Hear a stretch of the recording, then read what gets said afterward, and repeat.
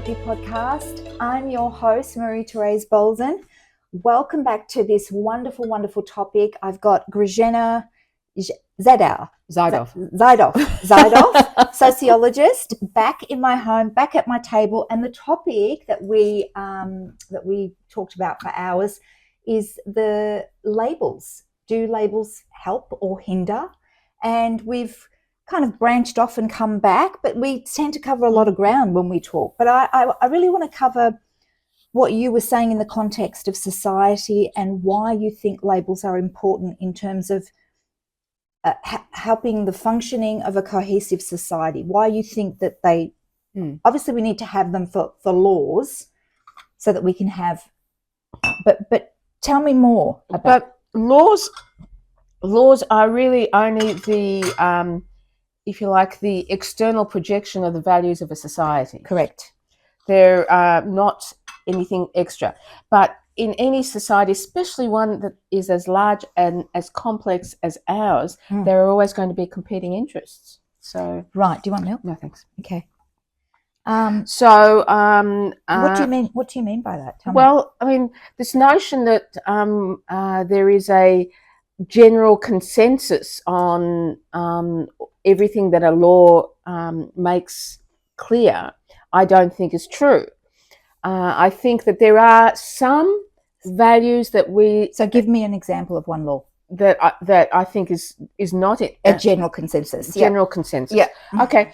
Well, I think, for example, a lot of commercial law are laws about rights of private property that actually, when they're clarified to people, most people wouldn't agree with. That this notion that a corporation, for example, has more rights than an individual, most people wouldn't agree with, but that's what's part of the legal system in which we live. Right. So that there are, and we saw all the issues around what we think are individual rights, or some people think are individual rights, and what happens when they come up against a pandemic, for example. You'd have to say that the laws around the pandemic were, while there might have been a majority of people who agreed with them, you couldn't say that there was such a consensus. Right. So let's just clarify again. So laws, we agree, are labels. They're a set of labels that help to have a cohesive functioning of a society, right? And they're based on values. Well, they often. They're set up so that a society functions in a particular fashion, right, as smoothly as possible in that fashion. Let's go back to the laws around the individual versus, what was happening with COVID. So go back to that example, because I think that's a really good example. What a government needs to do for the betterment of the greatest number of people in a society, which, when you think about health, is the point. Right. It may not necessarily be in other parts of the world. Well, it was in the context of COVID. Okay. Yeah. So, if you think about what's the most important way to stop the spread of a disease that we had no precedent. We had no precedent for, no cure for, as far as we understood, no way of stopping it. The most important way was to stop people moving. That's what lockdowns were around. Stop people moving, right? Moving. Because of the spread. Potential spread. That's right. Right. Okay. So the problem with that is we also live in a society where we believe we have the right to move wherever and whenever we want. It's infringing on our autonomy. Our individual rights and autonomy. Right. And I, for example, would be willing to say yes, and I did, all right, 5 kilometre rule, I don't go out more than an hour a day, all those sorts of things. Right. I was happy enough at the time to absolutely do what I was told to do. Right. I was happy to do it. Still am. If it happened again, I would be happy again to do it. Right? But there were a lot of people. I mean, a lot of people who were not happy to do it. There were those people who couldn't do it for one reason or another. Right. Because, psychologically they couldn't cope. Which is a lot of people couldn't cope. Yeah. Right? That's a whole nother episode about being alone and lonely. That's right, exactly. or being stuck in the house with a whole bunch of people that you really dislike. Right. I mean, there are a lot of families that hate each other, that the best thing about the world is that they can leave the house, you know. Right. So, yes. But the responsibility of the government is to not take the individual into account, but actually produce an outcome that's the best outcome for the greatest number of people, which at the time meant no movement or limited movement, or as little movement as possible. So now that I think about it, because we said there's no precedent, but 100 years ago there was, or 100 years ago there was a plague, right? What did they do at that time? They locked themselves in. They lock themselves in. Often, I mean, there are examples, for example, of in the Middle Ages, whole villages that locked themselves in so they didn't spread. They knew that movement meant so spread. there was kind of a precedent, although oh yeah, absolutely there was. Yeah. So but we live in a society that doesn't have much of a historical memory. Well, that's what I'm saying. There was, because if we go back, this has happened before, and it will happen again, probably in 100 years' time. Yeah. And so, I mean, if they locked themselves in 100 years ago, so yeah, that they would be. So I guess you're saying that the labels that they put on people at the time were for the betterment of society, not the individual. Not the individual. Is that right? That's right. Yeah. Right. Okay. And so give me an example of where a law is made for the betterment of the individual. I don't think I can think of one, to be honest with you.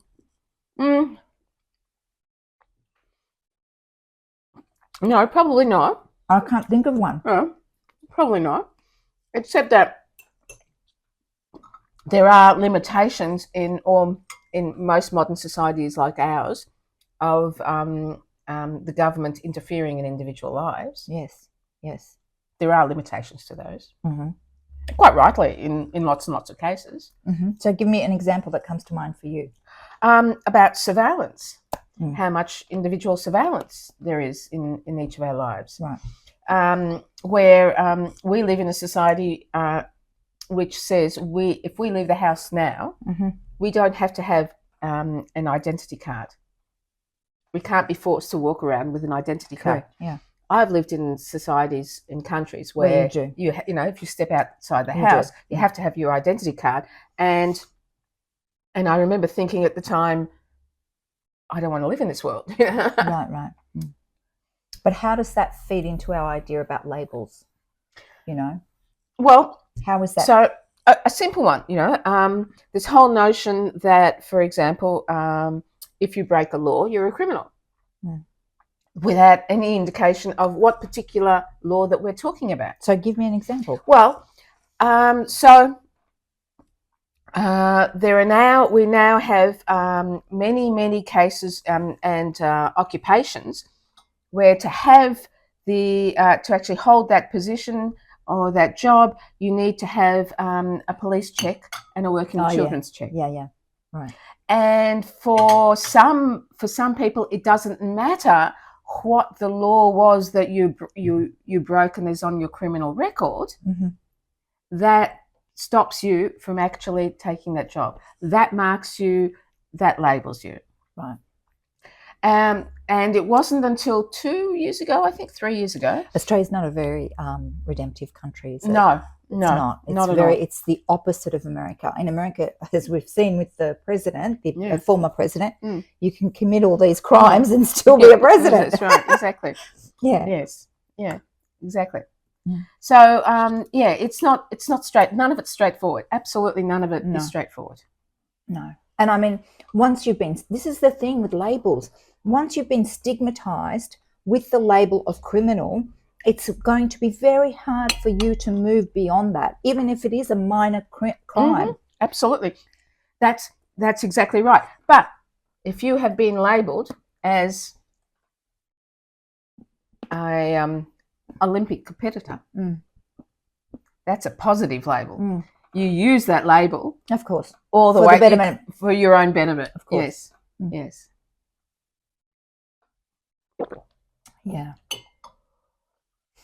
I mean, I guess there's pros and cons for a lot, but at the end of the day, I'm always of the mindset of we're way too complex to put any label on. We're way too complex and way too complicated. And yes, we need laws to help the efficient functioning of society, and laws often reflect a society's values. But there's a lot of situations where they can be really detrimental to people. Yes, but for example, the opposite also holds, I think, in some ways. An example that I can think of at the moment, because of what I'm researching at the moment, and because my head is in Europe in the 1930s and the 1940s, Right. I can tell you, if you said that you were a Nazi, I'd leave right now. I don't care how complex and nuanced your life is. Mm-mm-mm. You're a Nazi. As far as I'm concerned, that is a label that just cannot get over. Well, I think that as a label still holds today. Yes, and it still holds today. Exactly right. Yeah. But it is, I hope that I take people as they come until I know that you're a white supremacist. In which case, I don't care what nicer person. I don't care that you loved your children. I don't care that your children love you. You're a white supremacist, as far as I'm concerned. That's the end of it. Mm-hmm. That's my politics. But that's a use of a label that I think is important. Mm-hmm. That I can't ever say that my mind is open to anybody, because it's not. Right. Well, yeah, I mean, we have our limitations. We're human beings as well, right? We have our limitations, and those limitations also reflect our own sense of moral compass, and reflect our own compassion or kindness or empathy, or our own policy, our political values. And so we do, absolutely we do. We do have that as a informer, so to speak, that represents us in that way. As an example of labeling that I use, I think, to my benefit, that I use that label of being an outsider, that is an infertile woman, to actually make me a better sociologist. An outsider? That's an interesting term. Well, infertile women are outsiders in this society. Is that a term you came up with? No. Is that a term that they're actually called outsiders? Well, doesn't necessarily. I wasn't thinking about it in terms of specifically infertile women, but infertile women are outsiders. Yes. Right. Okay.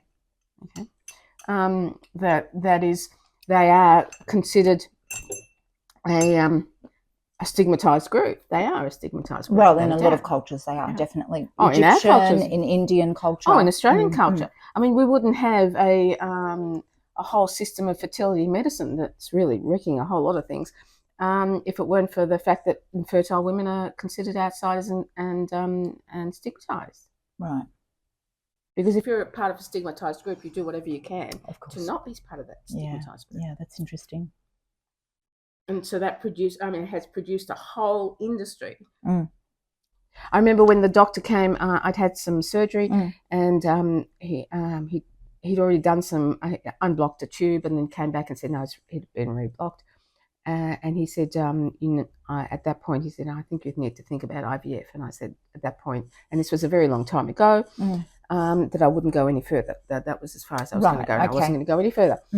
And I remember, and he said that to me just as I was coming out of the anaesthetic.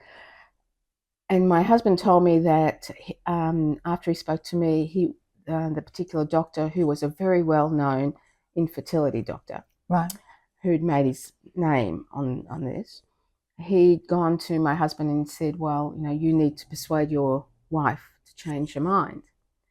And my husband said, it's her body we're talking about. I'm not going to persuade her to change her mind at all. That. Yeah.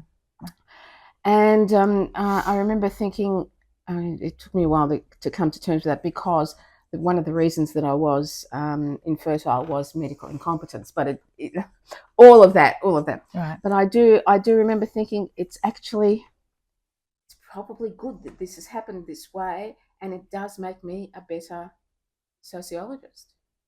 Because what it did do is it made me accept the condition that I always will be an outsider. It doesn't matter what I do. As a woman without children, I will always be an outsider. that doesn't mean I have to feel bad or negative about myself. It's an interesting term, though. It seems so isolating. A label. It's a lonely label. No, not at all. Because what outsiders do is they find other outsiders, right, and they produce a community. Mm-hmm. There are lots and lots of communities of outsiders. So you could have opted to have IVF. Yes, I could have opted to have IVF, but this was at a time that at the moment, it's still only 30 to 50% of women ever get pregnant out of it anyway, considering how much pain they have to go through. And at that point, there was a 3% or 4% likelihood. Right. I mean, the likelihood was... I hear that word and I think of isolation. Oh, no, not at all. Not at all. Right. Not at all. Yeah. But I do, it was clear that I was, whether people intended, and well-intentioned people intended it or not, because I would never be able to have what the vast bulk of people have in this society, that I would always be treated differently. But then I was always reminded of my mother saying, we're always going to be different. So but hang on, so you've taken on the label as outsider voluntarily. Do you think that you would have, is it the same for women that choose not to have children? They considered outsiders? Oh yes, without a doubt, yes. Right. And it's because then they're accused of being selfish. No, for goodness sake. But I mean, I'm not saying none of that's a justification for that sort of response, but nonetheless, that is the case. I mean, not all women really should be mothers. No, that's another matter altogether. That's another matter altogether. It's definitely a choice, and no one has the right to tell any woman what she should do. Yeah, but I think I'm a better person for having had them, and I can't remember my life without my children. And I know, and I understand that. Yeah. No, I don't understand that at a particular level. I can't understand it because I haven't experienced it, but I get it. Do you see where experience really is knowledge?